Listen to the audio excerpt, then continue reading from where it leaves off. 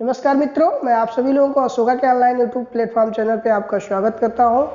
और मैं पिछले कक्षाओं में मैं बात किया था टेंस के बारे में, जिसमें मैंने प्रेजेंट एंड डेफिनिट के पूरे पार्ट को मैंने बता दिया था और पास्ट के बारे में मैंने बता दिया था। तो इसी क्रम में आज की इस वीडियो में मैं बताऊंगा आप लोगों को अगला जो टेंस है वो फ्यूचर है। तो फ्यूचर के डिफरेंट जो भी पार्ट है उन सभी के बारे में हम डिस्कस करेंगे और साथ में हम बात करेंगे कि यूपी टेट में किस तरह के क्वेश्चन टेंस से पूछे जाते हैं। तो आज की क्लास में हम बात करेंगे फ्यूचर टेंस के बारे में। तो आइए देखते हैं फ्यूचर टेंस होता क्या है।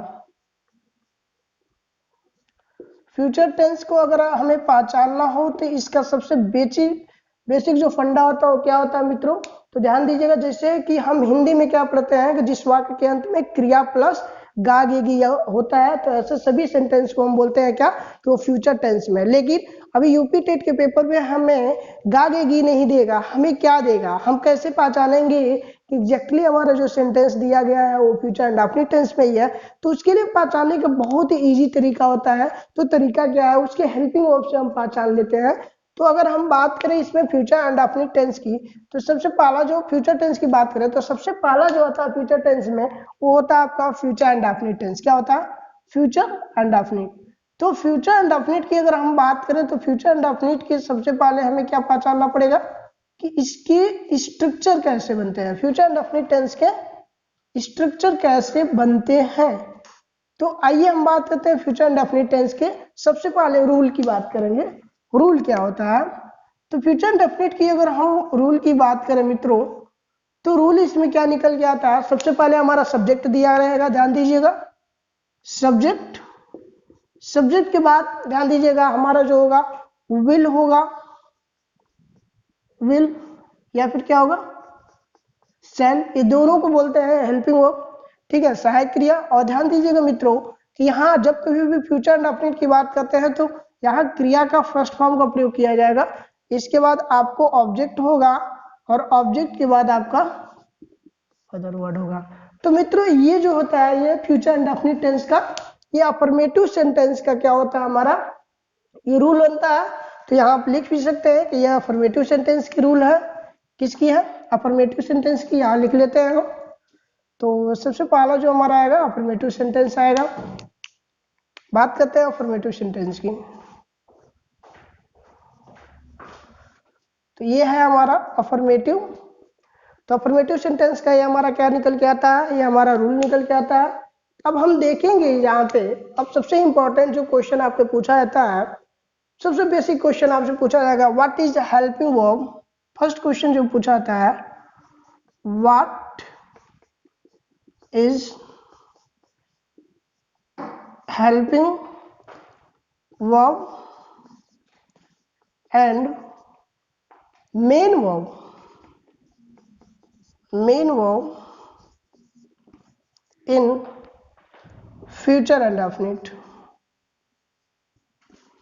future indefinite, future indefinite tense।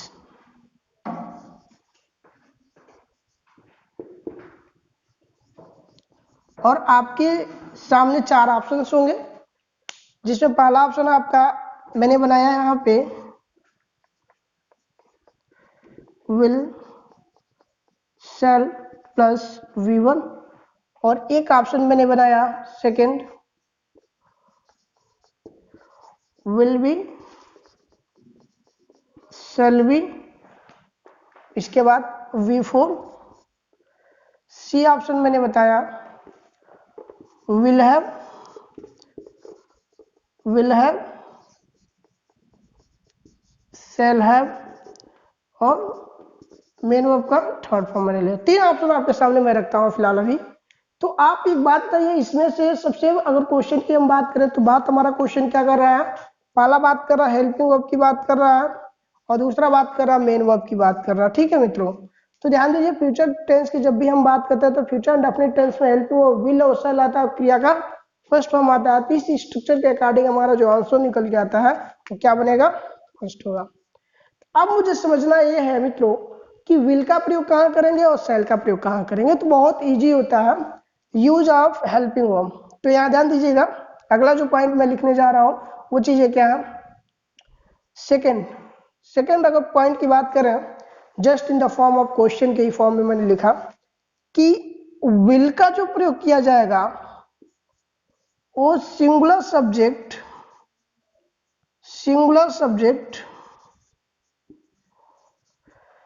And plural subject, ठीक है। सिंगुलर और प्लूरल सब्जेक्ट के लिए क्या आता है, will, singular subject and plural.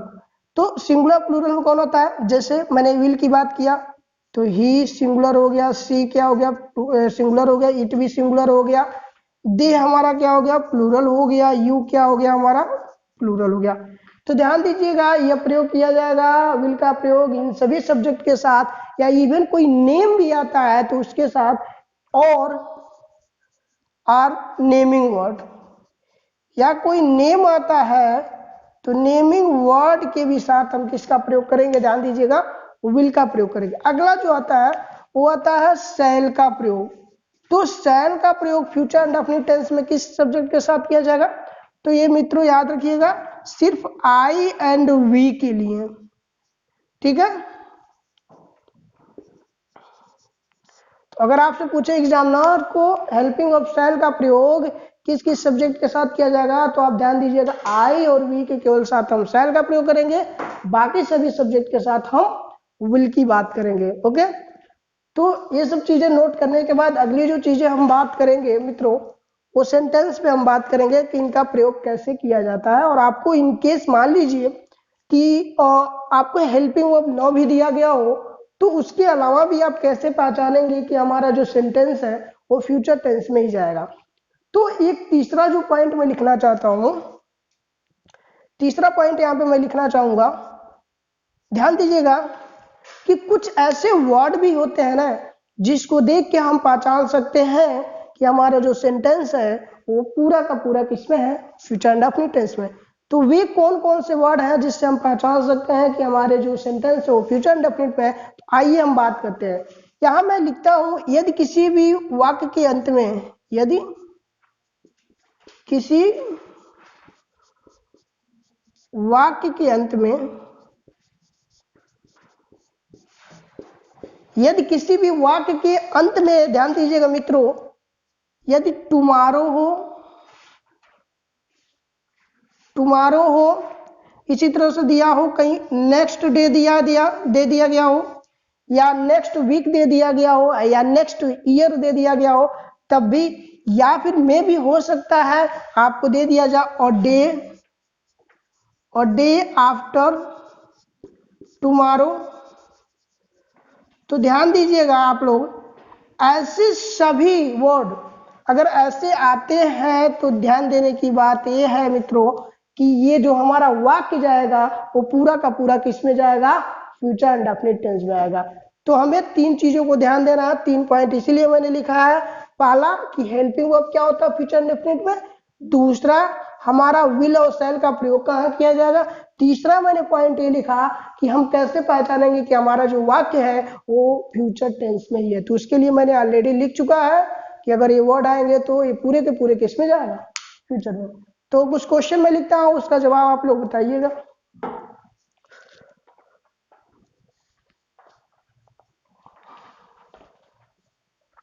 मित्रों ध्यान दीजिएगा, फ्यूचर टेंस में आपके क्वेश्चन दो तरीके से बनते हैं जो एग्जामिनर आपसे पूछेगा।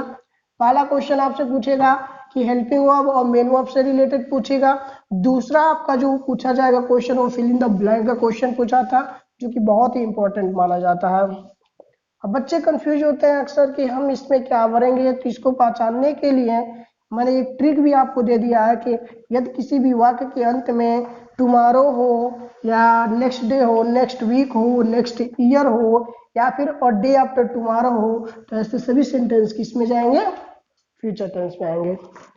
तो ये क्वेश्चन की अगर हम बात करें, क्वेश्चन मैंने लिखा, my brother fill in the blank come to home tomorrow।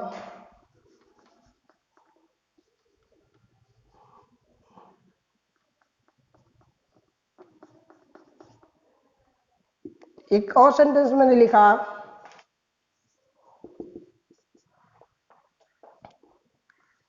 I fill in the blank,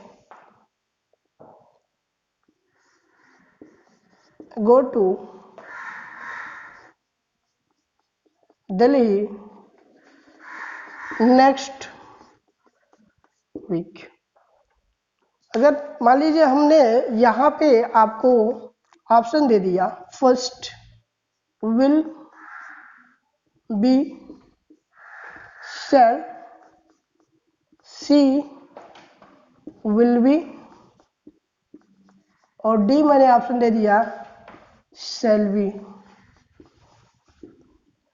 इस वाले क्वेश्चन के लिए भी मैं ऑप्शन देता हूं आपको, पहले का विल,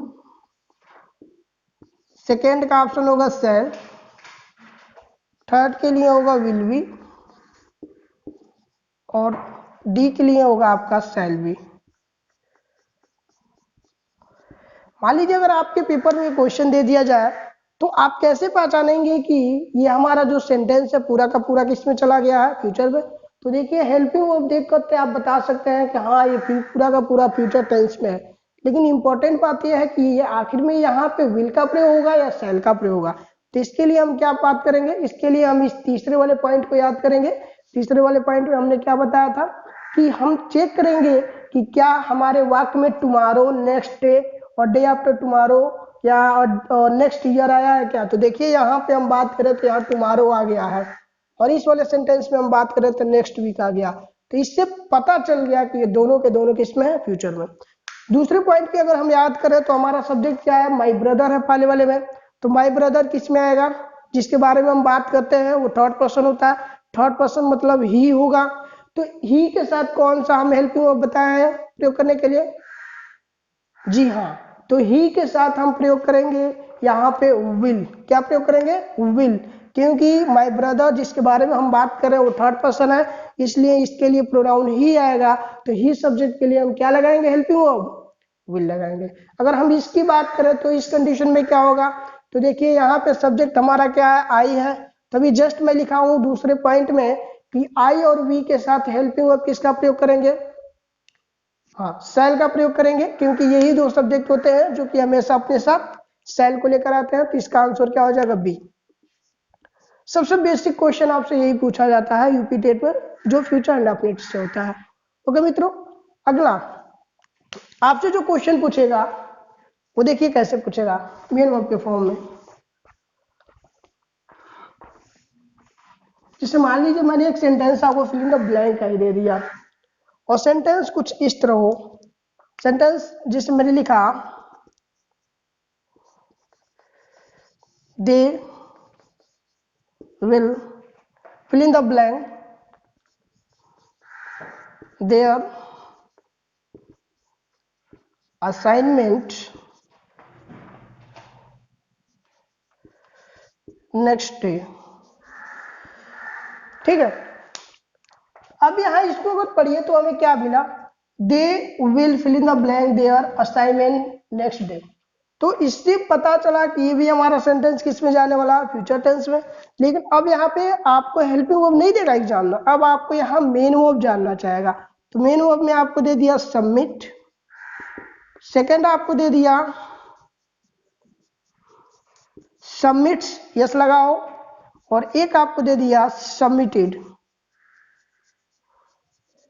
सबमिटेड, और एक ऑप्शन आपको दे दिया हो नन। चलिए तो बताइए इसमें हमारा वर्ब का कौन सा फॉर्म लगेगा। तो अगर आप नहीं समझ पा रहे हैं तो इसके लिए आप क्या करेंगे मित्रों, इसके लिए आप डायरेक्ट देखेंगे इस हेल्पिंग वर्ब को। इस हेल्पिंग वर्ब में क्या लगा है, विल लगा है। तो फार्मूला को याद रखिए, विल और शैल के बाद सब्जेक्ट, विल और शैल के बाद क्रिया का कौन सा रूप का प्रयोग मैं किया हूं, तो क्रिया के फर्स्ट फॉर्म का प्रयोग किया हूं। तो इसमें आपको यही चेक करना है कि क्रिया का फर्स्ट फॉर्म कौन सा है। तो आइए चेक करते हैं, ये क्रिया का फर्स्ट फॉर्म है, हाँ इसकी पॉसिबिलिटी बनती है। या सबमिट्स, ये कौन सा फॉर्म है, तो याद करिए जब मैं टेंस पढ़ा रहा था तो वहां वर्ब के 5 रूप को मैंने बताया था, V1, V2, V3, V4 and V5। तो जिसमें यस या यस लगता है उसको हम क्या बोलते हैं, V5। तो ये हो गया V5। और जिसमें ईडी लगा रहता है उसको हम बोलते हैं V2 बोलते हैं, यह पहले भी मैं बता चुका हूँ। और ये ऑप्शन तो होगा नहीं डी, तो हमारा बी भी ऑप्शन नहीं हुआ, सी भी नहीं हुआ, डी भी नहीं हुआ, तो आंसर क्या होगा हमारा फर्स्ट होगा, सबमिट। तो इस तरह से आपके दो तरह के क्वेश्चन पूछे जाते हैं मित्रों। ध्यान दीजिए, अगला जो फ्यूचर का ये पार्ट है उसकी हम बात करेंगे, वो होता है फ्यूचर कंटिन्यूअस टेंस। क्या होता है? Future continuous tense. तो ये इसको नोट कीजिए, फिर आगे मैं बताता हूँ फ्यूचर कंटिन्यूअस के बारे में।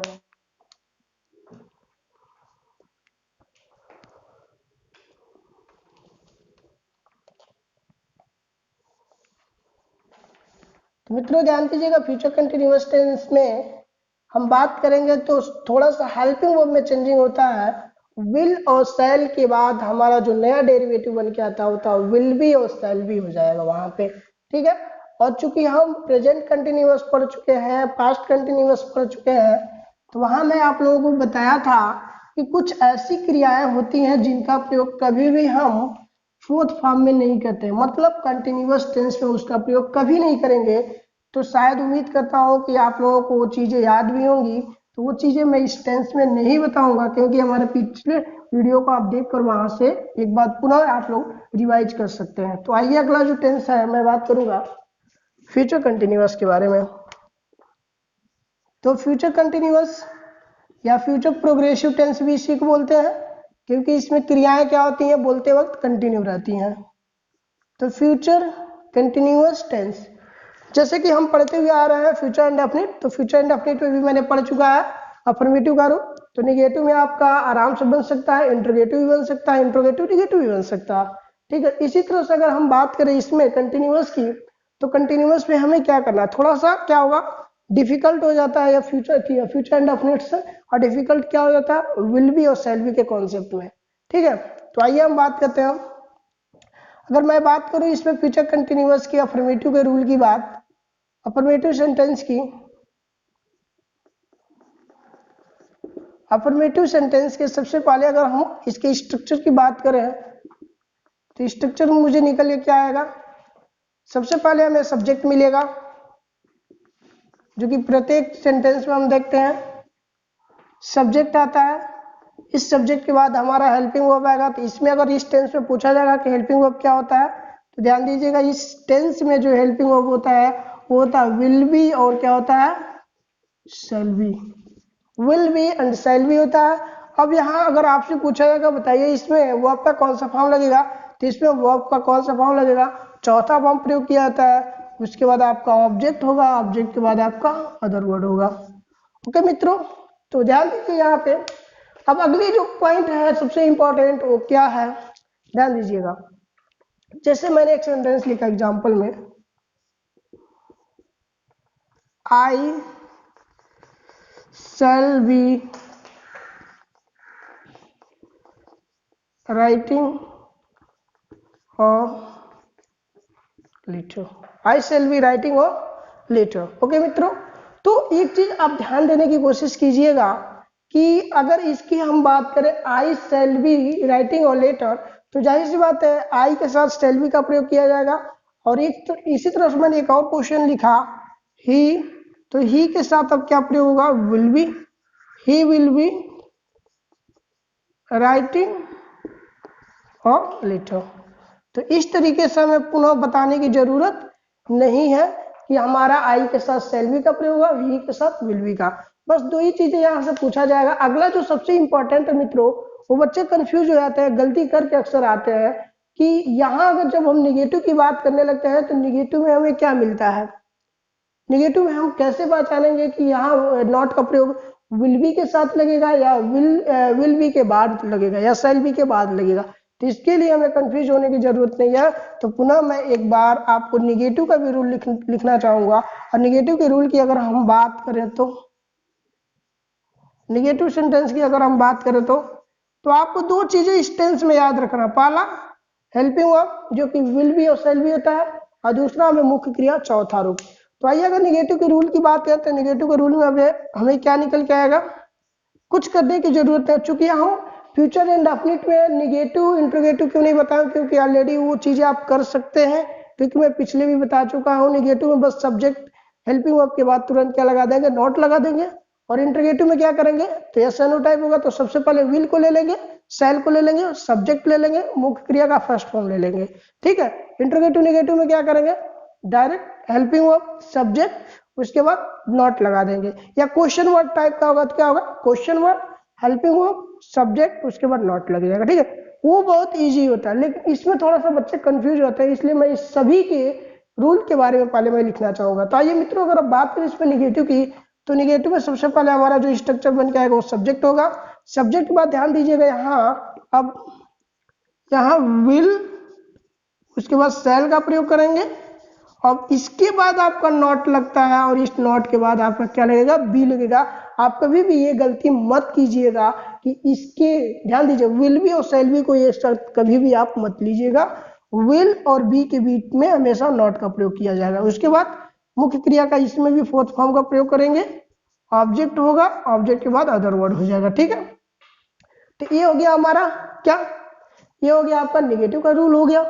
बस इसी में निगेटिव अगर बनाना तो आई शैल नॉट बी क्या होगा, राइटिंग और लेटर हो जाएगा। इसका निगेटिव ही विल नॉट यहाँ होगा, बी राइटिंग और लेटर। तो एग्जाम्पल बहुत इजी है, आप कर भी सकते हैं, पहचान भी सकते हैं। अगर हम बात करें यहाँ पे इंट्रोगेटिव की, डियर स्टूडेंट,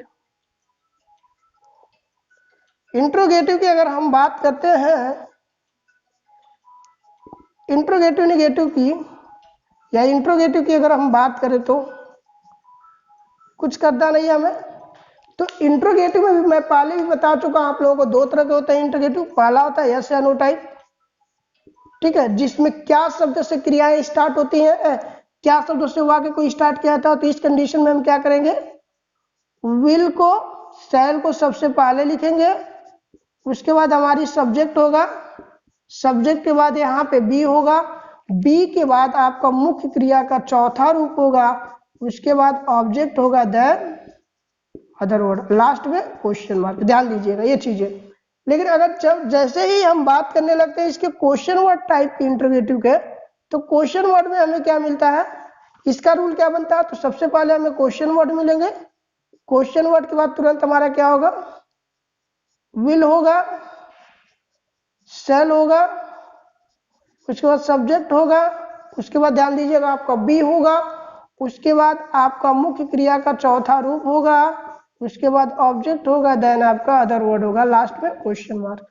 तो ये हमारे बन जाते हैं आपके फ्यूचर कंटिन्यूअस के पूरे रूल्स बन जाते हैं। तो बस आप ध्यान दीजिएगा, अगर इस रूल पे कोई भी सेंटेंस अगर अरेंज किया गया है तो सभी के सभी फ्यूचर कंटिन्यूअस के अंतर्गत आएंगे। तो हम पहचानेंगे कैसे, हेल्पिंग वर्ब और मुख्य क्रिया के अनुसार पहचानेंगे मित्रों। ठीक है, अब एक बात बताइए, अगर ये इंट्रोगेटिव सेंटेंस हो गया, इसी तरह से अगर मैं बात करूं इंट्रोगेटिव निगेटिव की बात करते हैं, तो हमें क्या करना होगा, हमें कुछ करना नहीं है। जब इंट्रोगेटिव निगेटिव हम बनाएंगे, विल से सब्जेक्ट के तुरंत बाद आप क्या लगाओगे, नॉट का प्रयोग करोगे। ठीक है, अगर इसकी हम बात करें तो will, sorry, question word, will शैल, उसके बाद क्या होगा, सब्जेक्ट, सब्जेक्ट के तुरंत बाद क्या लगाएंगे, नॉट लगाएंगे। तो जब कभी भी हम इंट्रोगेटिव निगेटिव की बात करते हैं तो ध्यान दीजिएगा, इन्हीं फार्मूला में हमें सब्जेक्ट के तुरंत बाद नॉट का प्रयोग करने की जरूरत पड़ती है। ओके मित्रों, तो इसको नोट कर लीजिए आप लोग, फिर मैं अगला बताता हूं।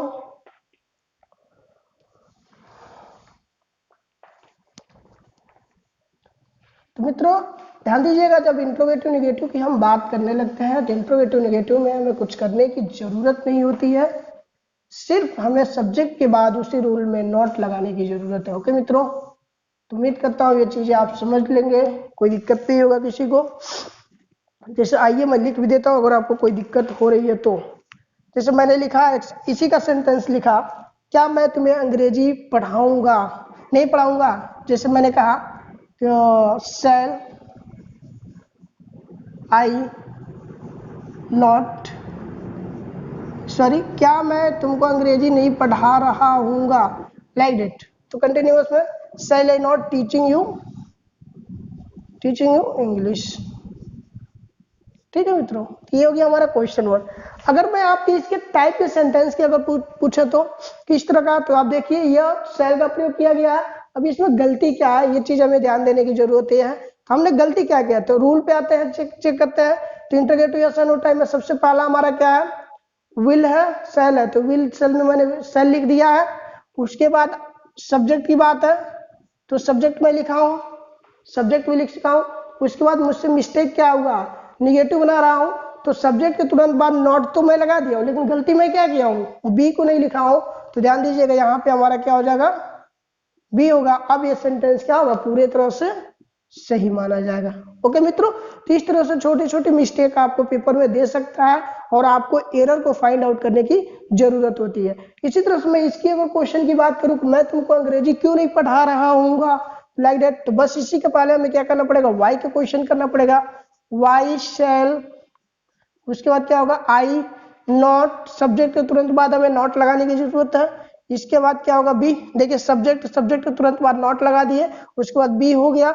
बी के बाद उसके बाद मुख्य क्रिया का चौथा रूप हो जाएगा टीचिंग यू इंग्लिश। अब ये सेंटेंस क्या हो गया, सही हो गया।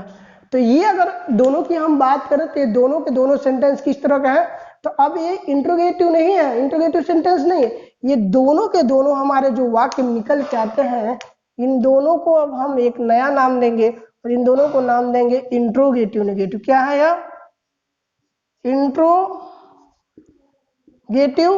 नेगेटिव।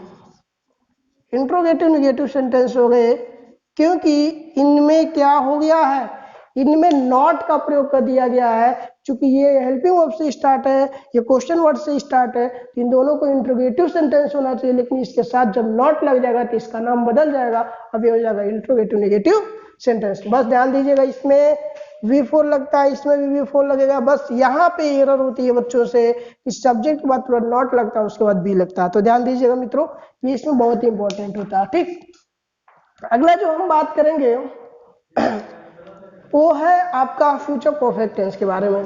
ठीक है मित्रों, तो आइए फ्यूचर परफेक्ट टेंस की अगर हम बात करें तो बस हमें हेल्पिंग वर्ब ध्यान देना है और मुख्य क्रिया के बारे में ध्यान देना है। ध्यान दीजिएगा आप लोग, यही दो चीजों पे हमारा एग्जामिनर क्या करता है, मेनली फोकस करता है।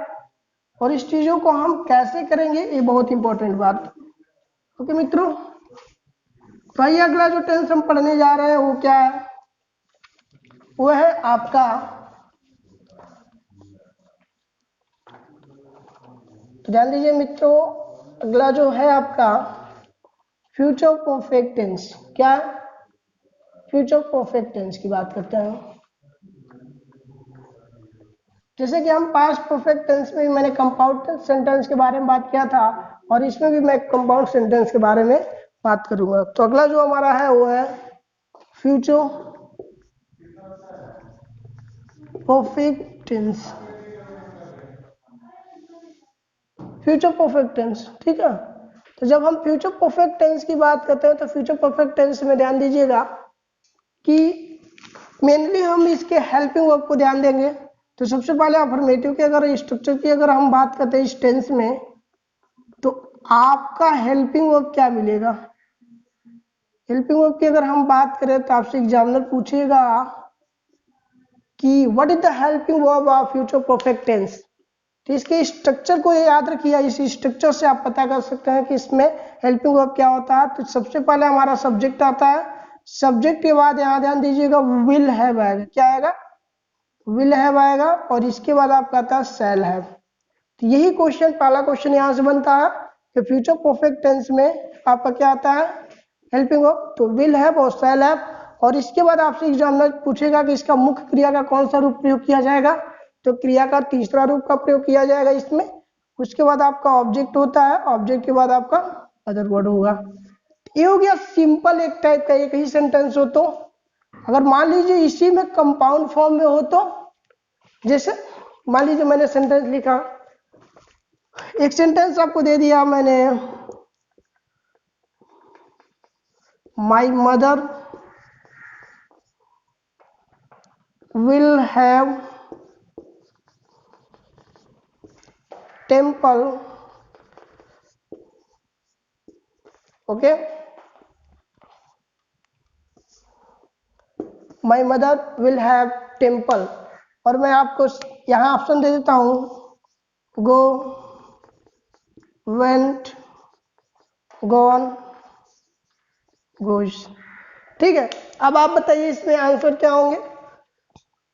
तो आप ध्यान दीजिएगा एक चीज कि जब कभी भी हेल्पिंग वर्ब क्या लगा हो, विल हैव और शैल हैव लगाओ तो उस कंडीशन में उसके बाद आने वाली क्रिया का कौन सा रूप प्रयोग किया जाएगा, तीसरा रूप।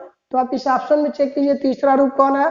तो गो का तीसरा रूप क्या होता है, गो वेंट गॉन। गॉन इसका क्या होगा तीसरा, तो आंसर क्या होगा थर्ड हो जाएगा। ठीक है, तो इस तरह के आपके वर्ब फॉर्म पूछे जाते हैं पेपर में।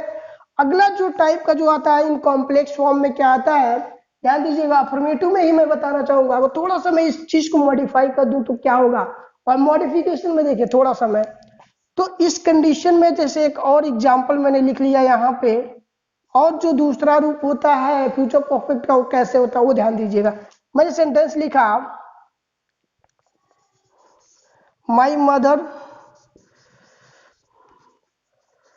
विल हैव,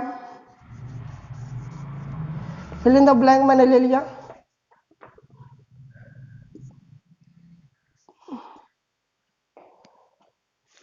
यहाँ एक चीज छूट गया था, ध्यान दीजिएगा, प्रीपोजिशन टू। इसी सेंटेंस को मैं रिपीट करना चाहता हूँ, कोई ज्यादा मैं इसमें चेंज नहीं करना चाहूंगा। Before I go to school. अब ध्यान दीजिएगा, अब यहाँ पे ये जो है ये भी इस कंडीशन में भी ऐसा सेंटेंस को भी हम बोलते हैं फ्यूचर परफेक्ट है, जिसमें बिफोर लगाओ और एक पार्ट हमारा ये हो जाता है और एक पार्ट पूरा का पूरा ये हमारा ये हो जाता है। ध्यान दीजिएगा, ध्यान से समझिए, समझने की बात है। तो इस कंडीशन में हमें करना क्या है, इसके स्ट्रक्चर को ध्यान देना। तो एक तो अफर्मेटिव का ये हो गया, दूसरा जो हमारा निकल के आता है वो रूल, वो क्या होता है, इन फॉर्म ऑफ कॉम्प्लेक्स, तो जिसमें आफ्टर बिफोर बिफोर आ जाते हैं। तो ध्यान दीजिएगा वो पूरे के पूरे हमारे कंपाउंड सेंटेंस बन जाते हैं। ये अभी हमारा कहा सिंपल सेंटेंस है, ये क्या है सिंपल सेंटेंस। तो सिंपल सेंटेंस में हमें ध्यान देने की जरूरत है कि बिफोर और आफ्टर की जरूरत नहीं पड़ती है, लेकिन जैसे ही हम कंपाउंड सेंटेंस की बात करने लगते हैं तो उसमें बिफोर और आफ्टर आता है। तो इसके लिए जो रूल निकल के आता है वो रूल क्या निकल के आता है, थोड़ा सा ध्यान दीजिएगा। इसके लिए आएगा सब्जेक्ट, सब्जेक्ट के बाद आपका आएगा helping verb will have shall have, will have shall have. ठीक है, इसके बाद आपका मुख्य क्रिया का थर्ड फॉर्म यहां भी रहता है और यहां भी रहेगा। उसके बाद आपका ऑब्जेक्ट होगा, ऑब्जेक्ट के बाद आपका अदर वर्ड होगा। उसके बाद यहाँ होता है बिफोर। अब बिफोर के बाद मित्रों ध्यान दीजिएगा, अगला जो सेंटेंस स्टार्ट होगा वह सब्जेक्ट होगा, और सब्जेक्ट के बाद यहाँ क्रिया को पहला रूप होते होते यहाँ यस या यस का भी प्रयोग करेंगे। उसके बाद यहाँ पे अदर वर्ड आ जाता है। तो मित्रों अगर ध्यान दीजिए यहाँ पे तो इसी रूल के अकॉर्डिंग इसको फिल इन द ब्लैंक में कर लेंगे। तो देखिए क्या, माई मदर सब्जेक्ट हो गई, विल हैव हेल्पिंग वर्ब हो गया, तो क्रिया का कौन सा रूप प्रयोग किया जाना चाहिए यहाँ पे, तीसरा रूप। तो तीसरा रूप में जैसे दोबारा मैं ऑप्शन आपको दे दिया, गो, गोज, वेंट और गॉन। ठीक है, तो ध्यान दीजिएगा यहाँ पे कि अगर इसकी हम बात करें ए बी सी और डी, तो इस क्वेश्चन के लिए अगर ऑप्शन मैं ये देता हूं तो इसी स्ट्रक्चर के अकॉर्डिंग आपको फिल इन द ब्लैंक करना। तो देखिए सब्जेक्ट मदर माई मदर हो गई, विल हैव यहाँ हेल्पिंग वर्ब हो गया, क्रिया का कौन सा रूप यहाँ आना चाहिए, तीसरा रूप। तीसरा रूप कहाँ पे है, गो वेंट कौन यहाँ पे है। ठीक है, तो ये हमारा डी ऑप्शन हो गया। अब उसके बाद एक चीज ध्यान दीजिएगा, यहाँ पे ये जो सब्जेक्ट है इस सेंटेंस में ये काम कर रहा है। ठीक, तो यहाँ पे क्रिया का कौन सा रूप प्रयोग किया गया है, फर्स्ट। क्यों, क्योंकि यहाँ सब्जेक्ट हमारा प्लूरल हो गया। अब प्लूरल के केस में अगर ये सब्जेक्ट हमारा प्लूरल हो, प्लूरल नंबर में हो, तो क्रिया में एस या ईएस का प्रयोग हम नहीं करते, तो इसलिए मैंने एस या ईएस का प्रयोग नहीं किया हूं। ठीक है, तो ध्यान दीजिएगा इस तरह के दो सेंटेंस आपको मिलते हैं किसमें, फ्यूचर में। एक सिंपल फ्यूचर फॉर्म में मिलेगा और एक कंपाउंड फॉर्म में मिलेगा। लेकिन हम पास्ट में क्या देखते थे, पास्ट में ये देखते थे कि कंपाउंड सेंटेंस में बिफोर का कंडीशन ये आता है। तो हमेशा एक चीज ध्यान दीजिएगा मित्रों कि ये जो चीजें होती थी, यहाँ हैड के बाद क्रिया का थर्ड फॉर्म लगता था, लेकिन दूसरे वाले सेंटेंस में क्रिया का दूसरा रूप लगता था। यहाँ तीसरा लगता था, यहाँ पे दूसरा, किसमें, पास्ट परफेक्ट में। लेकिन यहाँ क्या लगता है कि यहाँ पे क्रिया का तीसरा रूप लगेगा फ्यूचर परफेक्ट में, लेकिन यहाँ पे क्रिया का पहला रूप और पांचवा रूप लगता है। ठीक है मित्रों, तो ध्यान दीजिएगा, ये भी हो गया आपका फ्यूचर परफेक्ट के अफर्मेटिव का सेंटेंस। एक इसी में आता है बिफोर के बाद यहाँ आफ्टर भी आती है, और जैसे ही आफ्टर आएगा यहाँ पे तो ये चीजें पहले आती है और ये चीजें लास्ट में चली जाती है। आइए उसको भी मैं लिख के बताता हूं। तो ध्यान दीजिएगा, थोड़ा सा बस थोड़ा कॉम्प्लेक्स बन जाती है यहाँ पे चीजें, लेकिन बस समझने की जरूरत है। अगर आपको समझ में आ गया तो कोई दिक्कत नहीं होगी। तो थोड़ा सा आफ्टर के केस में मैं स्ट्रक्चर को चेंज करना चाहूंगा, और ये हो गया बिफोर के केस में आपका स्ट्रक्चर ये होता है, ध्यान दीजिएगा। आफ्टर के केस में क्या होंगी वो भी चीजें देख लेते हैं हम। आफ्टर के केस में अगर हम बात करें मित्रों, तो आफ्टर के केस में जो हमारा रूल बन के आता है, अब क्या होगा, ये पूरी की पूरी स्ट्रक्चर पहले आ जाएंगी, ये वाली स्ट्रक्चर पहले और ये वाली स्ट्रक्चर लास्ट में। ध्यान दीजिए, आफ्टर के केस में ये चीजें आगे चली जाएंगी और ये पूरी की पूरी चीजें पीछे आएंगी। तो क्या सबसे पहले लिखेंगे, सबसे पहले सब्जेक्ट, सब्जेक्ट के बाद यहाँ क्रिया का फर्स्ट फॉर्म होगा, और इसमें क्या प्रयोग किया जाएगा, यस है, यस। उसके बाद यहाँ आ सकता है अदर वर्ड, तो कोई बात नहीं है, नहीं आएगा तो छोड़ दीजिएगा। इसके बाद यहाँ पे क्या होगा, आफ्टर होगा, और आफ्टर के बाद अब ये पूरी की पूरी चीजें इधर आ जाती हैं। तो यहाँ पे क्या बनेगा, सब्जेक्ट, सब्जेक्ट के बाद आपका यहाँ जो बनेगा विल, शैल, हैव। इसी तरह से यहाँ पे आ जाएंगी, क्या आएंगी, यहाँ पे मेन वर्ब की थर्ड फॉर्म आ जाती है, यहाँ पे ऑब्जेक्ट, उसके बाद आपका अदर वर्ड आ जाएगा। तो ये हमारा जो होता है स्ट्रक्चर बन के अगला जो आएगा वो किसका आएगा, आफ्टर के केस में आएगा, ये आता है बिफोर के केस में। तो मैंने एक सेंटेंस लिखा कि उसकी विद्यालय जाने से पहले मेरी माताजी या उसकी माताजी क्या मंदिर जा चुकी होंगी, लाइक दैट ऐसे सेंटेंस आप सुने होंगे। तो मैं कैसे लिखूंगा मैंने लिखा ही गोज टू स्कूल, उसके बाद क्या होगा, आफ्टर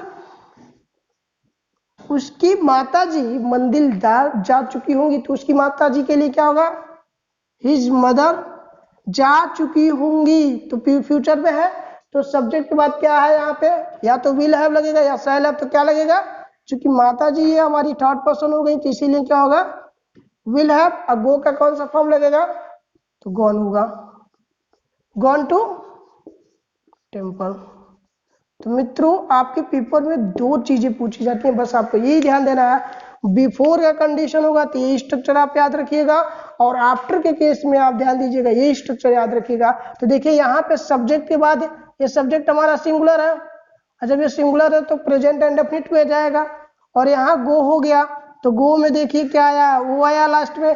तो इस कंडीशन में रूल यही कहता है कि यदि हमारा ये सब्जेक्ट रहा सिंगुलर तो हम क्रिया में क्या जोड़ेंगे, यस या यस। तो चेक कीजिए, यदि किसी भी वर्ब के अंत में s, double S, S H, C H या ओ आता है तो उसमें हम क्या जोड़ते हैं, यस। इसीलिए मैंने क्या जोड़ा है यहाँ पे, गोज।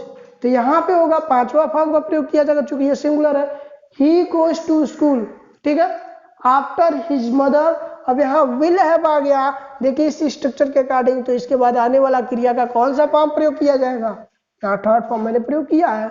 तो इस तरह से आपके पेपर में चीजें पूछी जाती हैं, तो इन दोनों स्ट्रक्चर को आप लोग याद रखिएगा। तो उम्मीद करता हूँ ये चीजें आपको समझ में आ गई हैं। अगली चीजें जो आपसे क्वेश्चन पूछेगा निगेटिव के बारे में, ये तो हो गया अफर्मेटिव केस। निगेटिव में हमें क्या करना है, तो बच्चे कंफ्यूज ये होते हैं कि यहाँ विल हैव और शैल हैव के बाद क्या करते हैं, नॉट का प्रयोग करना स्टार्ट कर देते हैं, लेकिन हमें ऐसी गलती नहीं करना है। हमें क्या करना है कि विल हैव और शैल हैव के बीच में हमें क्या करना है, नॉट का प्रयोग करना है। तो आइए देखते हैं निगेटिव के बारे में। अगर हम फ्यूचर परफेक्ट के निगेटिव सेंटेंस की अगर हम बात करने लगते हैं तो हमें दो चीजें ध्यान देना है। पहली कि हम नॉट का प्रयोग कहाँ करेंगे और क्रिया का कौन सा रूप लेंगे, ठीक है, दो चीजें।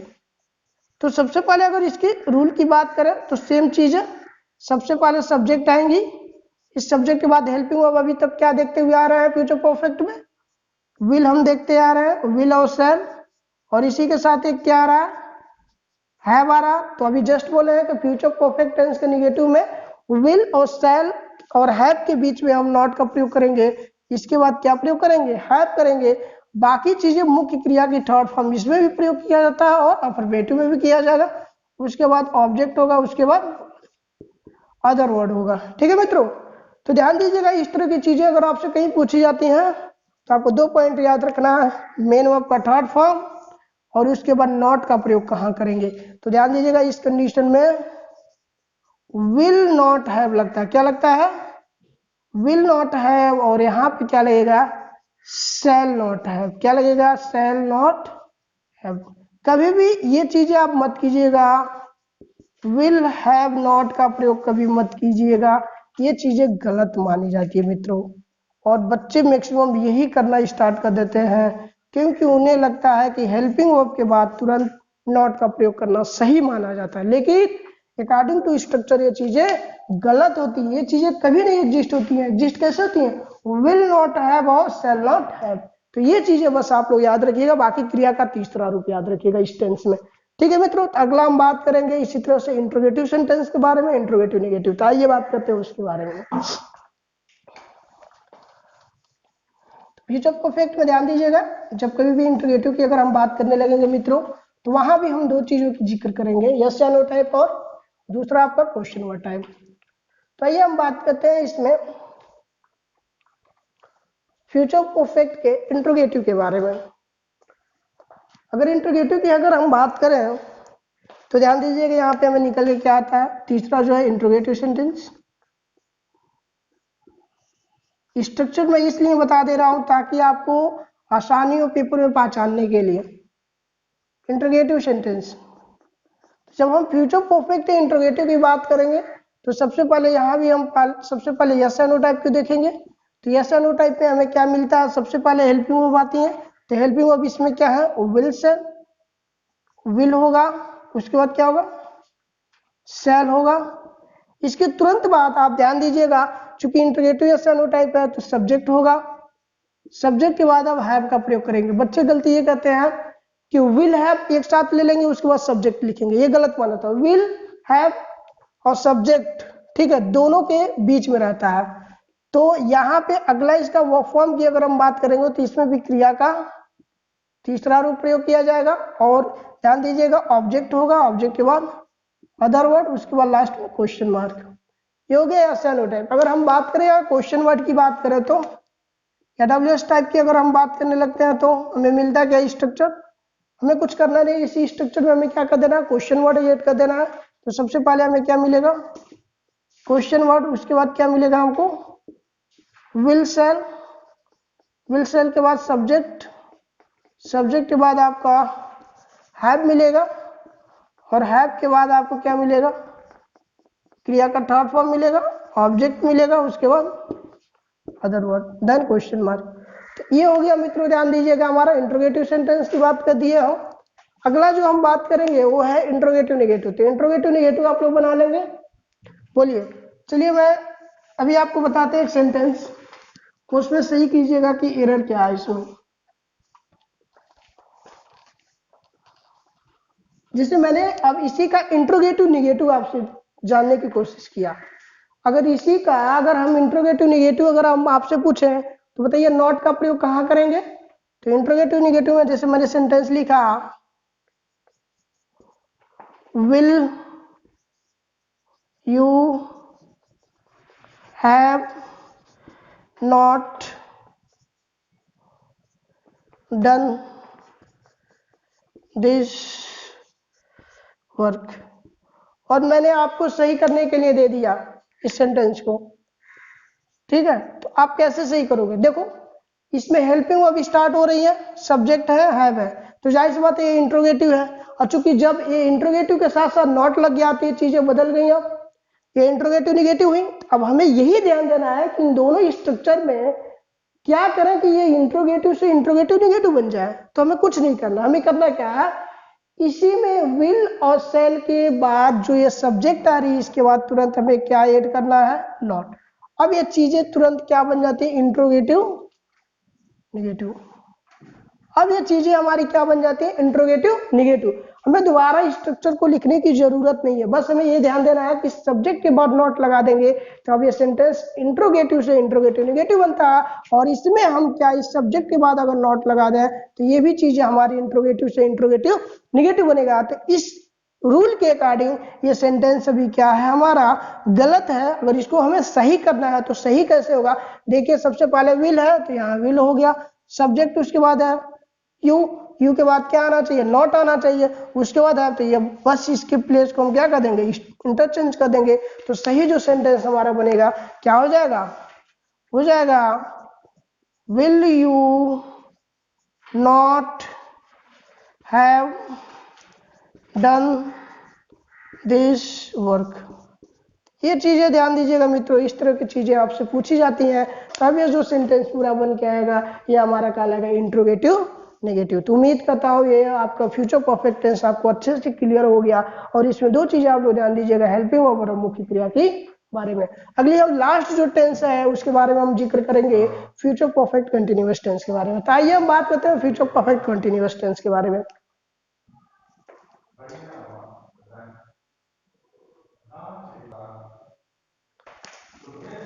तो आइए मित्रों, अगला जो हम बात करेंगे लास्ट टेंस है जिसको हम बोलते हैं future perfect continuous tense. Future perfect continuous, future perfect continuous.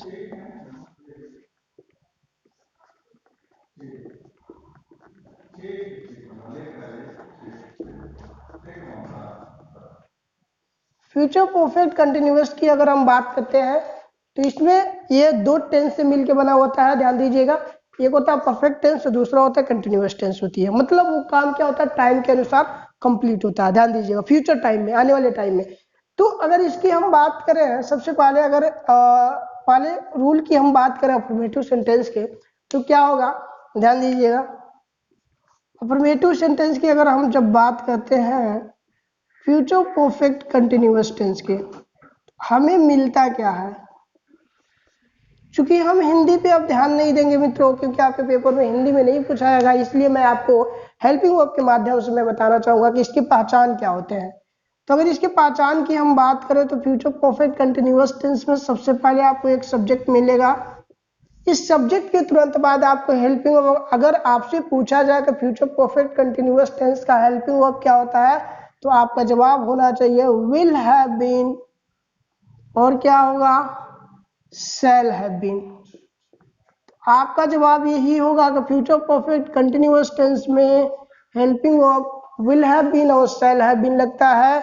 उसके बाद क्रिया का चौथा रूप लगता है, ध्यान दीजिएगा मित्रों। उसके बाद आपका ऑब्जेक्ट, ऑब्जेक्ट के बाद आता है अदर वर्ड। लेकिन चूंकि इसके साथ टाइम होता है तो इस टाइम के पहले अब आपको ध्यान देना, चूंकि हम प्रेजेंट परफेक्ट कंटिन्यूअस जब पढ़ रहे थे, अब पास्ट परफेक्ट कंटिन्यूअस पढ़ रहे थे, वहां पे टाइम के पहले हम सिंस और फार का प्रयोग करते थे। लेकिन इस टेंस में हम फ्रॉम और फॉर का प्रयोग करेंगे। क्या करेंगे, फ्रॉम और फॉर का प्रयोग करके उसके बाद टाइम को लिख देंगे। तो ये पूरा हमारा स्ट्रक्चर बन के आता है किसका, फ्यूचर परफेक्ट कंटिन्यूअस टेंस का। तो मित्रों आइए हम बात करते हैं यहाँ पे, ये जो सिंस का प्रयोग जो करते थे निश्चित टाइम के लिए करते थे, फॉर का प्रयोग हम अनिश्चित टाइम के लिए करते थे। तो यहाँ फ्यूचर पे हम क्या करेंगे, सिंस के जगह पे फ्रॉम का प्रयोग कर देंगे। अब ध्यान दीजिएगा, मतलब ये निश्चित सर्टेन पॉइंट ऑफ टाइम के लिए प्रयोग किया जाएगा और ये क्या पीरियड ऑफ टाइम के लिए प्रयोग किया जाएगा। यहाँ पे मैं लिख देता हूं आपको, अगर फ्रॉम की बात करें तो is used for point of time, point of time यानी निश्चित समय के लिए हम क्या प्रयोग करेंगे, फ्रॉम का प्रयोग करेंगे। यदि वो अनिश्चित समय हो तो उसके लिए फॉर का प्रयोग करेंगे। तो for is used for period of time के लिए करेंगे, क्या, पीरियड ऑफ टाइम। वो टाइम चल रहा है, कुछ समय के बाद वो क्या होगा, खत्म होकर दूसरा टाइम परिवर्तन हो जाएगा। तो ऐसे के टाइम के लिए हम क्या करेंगे, यदि 2 घंटे मैंने बात किया तो 2 घंटे क्या 4 घंटे में कन्वर्ट हो जाएंगे, 5 घंटे में कन्वर्ट हो सकते हैं सब। 2 साल मैंने कहा तो 4 साल में कन्वर्ट हो सकता है। तो हमें ऐसे टाइम को नहीं लेना है, ऐसे टाइम जो परिवर्तनशील हो ना, तो उसके लिए हमेशा पीरियड ऑफ टाइम को डिनोट करते हैं और उसके पहले फॉर का प्रयोग कीजिएगा। लेकिन जो फिक्स टाइम होते हैं, जैसे मैंने कहा कि 1957, ठीक है, 1960, या फिर मैंने कहा मंडे या ट्यूसडे मैंने कहा, तो ये क्या चीजें दिखा रही है, मैंने कहा जनवरी, ये क्या है, मतलब ये बता रही कि फिक्स टाइम है, क्या है, फिक्स है टाइम, ये परिवर्तनशील नहीं है। तो इस कंडीशन में हम क्या बात करेंगे, इसको पॉइंट ऑफ टाइम बात करेंगे। और जब पॉइंट ऑफ टाइम की बात करेंगे तो ये चीजें क्या हो जाएंगी, फ्रॉम के सेंस को लेंगी। तो आइए हम दो सेंटेंस लिखते हैं, दोनों में आप बताइएगा सिंस का प्रयोग होगा या फॉर का प्रयोग होगा। जैसे अभी मैं जस्ट एक सेंटेंस में आपके सामने लिख रहा हूं, मैंने लिखा I, fill in the blank भी बताइएगा, teaching you English, fill in the blank, morning. ठीक है। और एक मैंने सेंटेंस लिखा, he fill in the blank playing cricket in the ground, fill in the blank 2 hours। ध्यान दीजिएगा यहाँ पे, अगर मैं आपको यहाँ ऑप्शन दे दूँ तो पहले वाले के लिए अगर ऑप्शन मैं देता हूँ, क्या मैंने ऑप्शन दे दिया आपको, पहला विल हैव,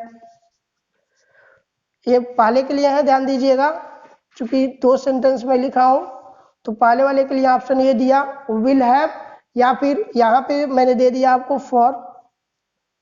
और चूंकि सेंटेंस बड़ा है तो मैं तीन ही सेंटेंस को लेकर चल रहा हूँ, तीन ऑप्शन को लेकर चलूंगा। बी ऑप्शन क्या हो गया आपके पास, बी ऑप्शन ध्यान दीजिएगा, शैल हैव आपके पास हो जाएगा फ्रॉम।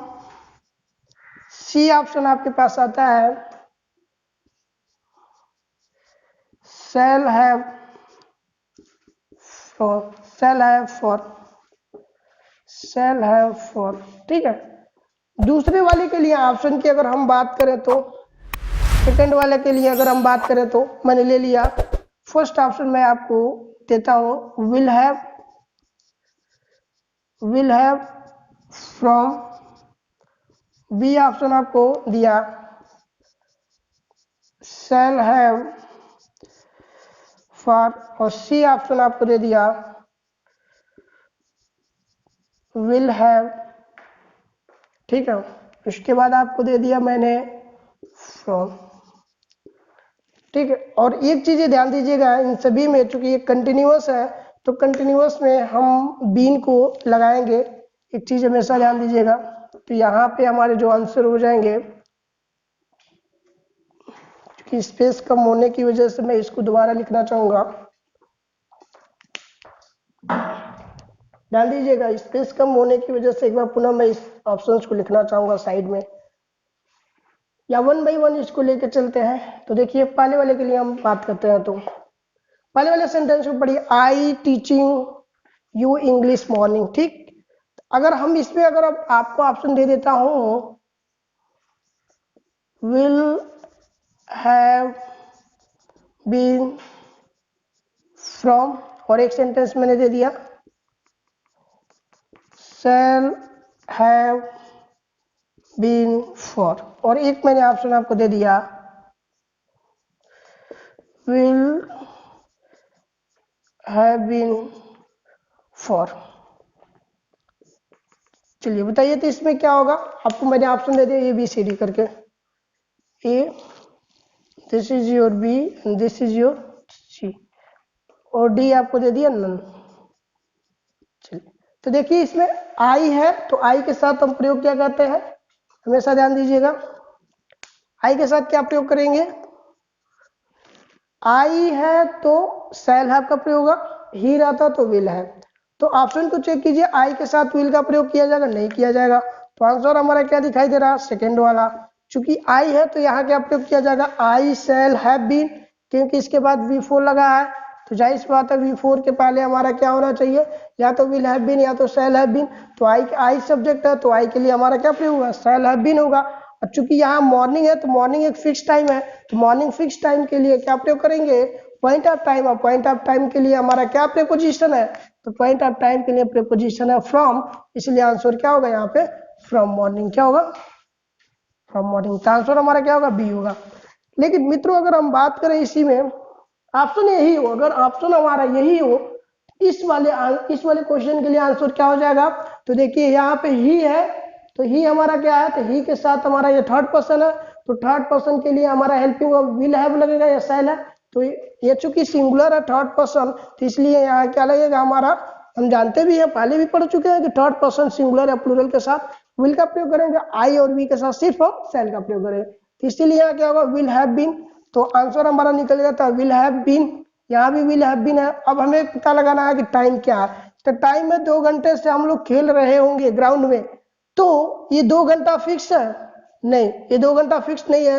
तो ये क्या हो जाएगा, पीरियड ऑफ टाइम है। जब पीरियड ऑफ टाइम की बात करने लगते हैं तो इसके पहले क्या लगता है हमारा, फॉर लगता है। तो यहाँ क्या होगा, फॉर होगा, और यहाँ क्या होगा, विल हैव बीन। तो आंसर क्या होगा हमारा इसके अकॉर्डिंग, तो सेकंड वाले के लिए हमारा जो आंसर होगा वो क्या होगा, तीसरा हो जाएगा। तो इस तरह से ध्यान दीजिएगा मित्रों, आपके क्वेश्चन पूछे जाते हैं आपके पेपर में। तो उम्मीद करता हूँ ये चीजें आपको समझ में आ गई हैं। और एक चीज बस आपको क्लियर करना चाहूंगा, जो कि बच्चे अक्सर कंफ्यूज हो जाते हैं क्वेश्चन को सॉल्व करते वक्त।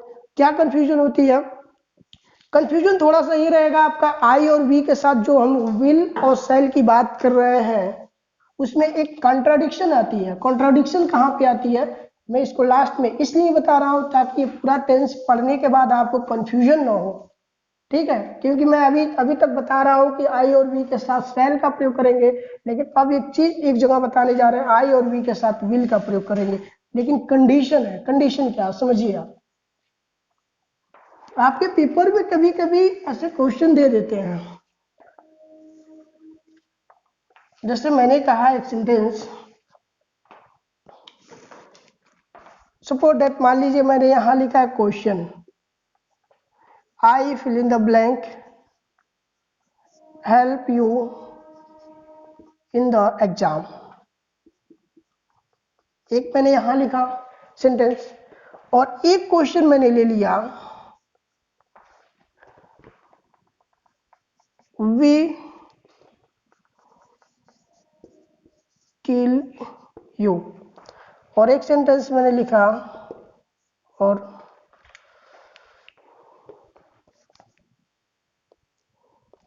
आई crack the exam to secure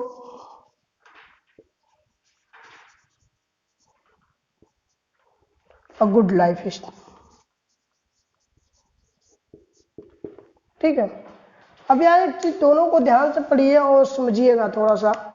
अगर मैं आपको आंसर आपसे यहाँ दे दूं विल ए, बी अगर मैं लिख दूं सेल, और सी आपको लिख दूं विल बी, या डी मैंने लिखा यहाँ पे सेल बी, यहां भी same, will be shall, C will be, D shall have. तो आइए मित्रों बात करते हैं इन दोनों क्वेश्चन पे। पहले अगर इस सेंटेंस को पढ़िए तो क्या दिखाई दे रहा है, I help you in exam, मतलब मैं तुम्हारा मदद एग्जाम में करूंगा। ठीक है। तो इस सेंटेंस को पढ़ने के बाद आपको नहीं लग रहा है क्या कि मैंने किसी से प्रॉमिस किया है, लग रहा है?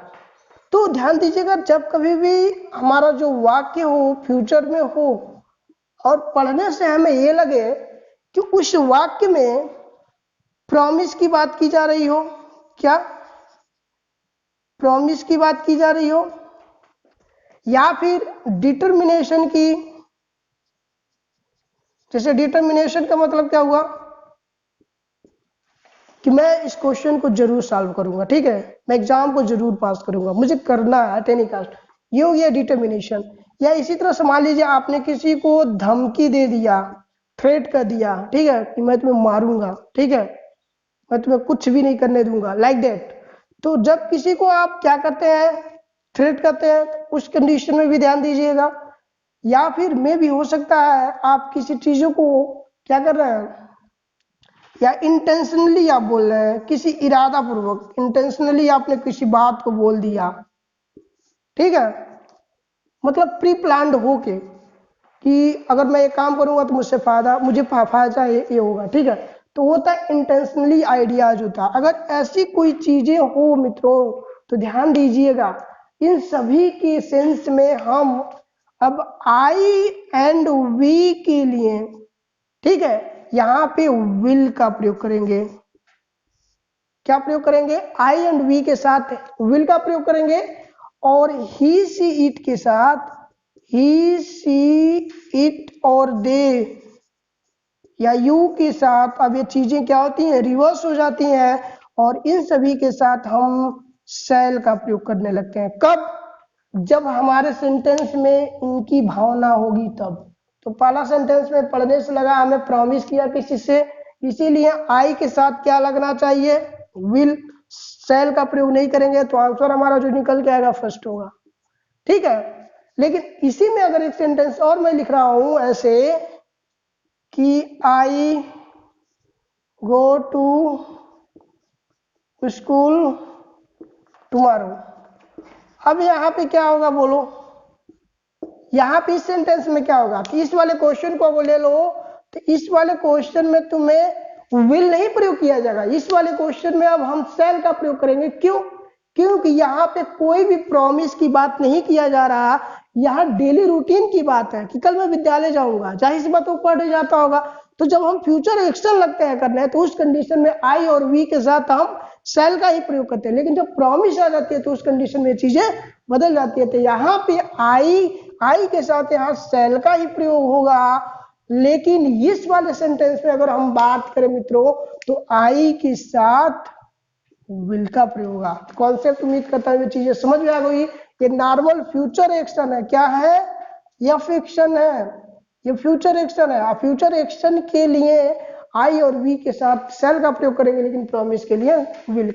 इसकी बात करें तो इसमें क्या दिखाई दे रहा है? आई विल होगा या शैल होगा? तो ध्यान दीजिए, यहाँ भी किसी को मारने की बात कर रहे हैं, और जब आप मारने की बात कर रहे हैं तो उसे आप क्या किए हैं? धमकी दिए हैं। और जब आप धमकी दिए हैं तो जाहिर सी बात है इस कंडीशन में भी आई के वी के साथ क्या लगना चाहिए? विल लगना चाहिए। तो आंसर हमारा क्या होगा? विल होगा, न कि शैल का प्रयोग होगा। तो उम्मीद करता हूँ ये चीजें आपको समझ में आ गई हैं। तो थ्रेट के केस में भी हम क्या करेंगे? आई और वी के साथ विल का प्रयोग करेंगे, ये चीजें।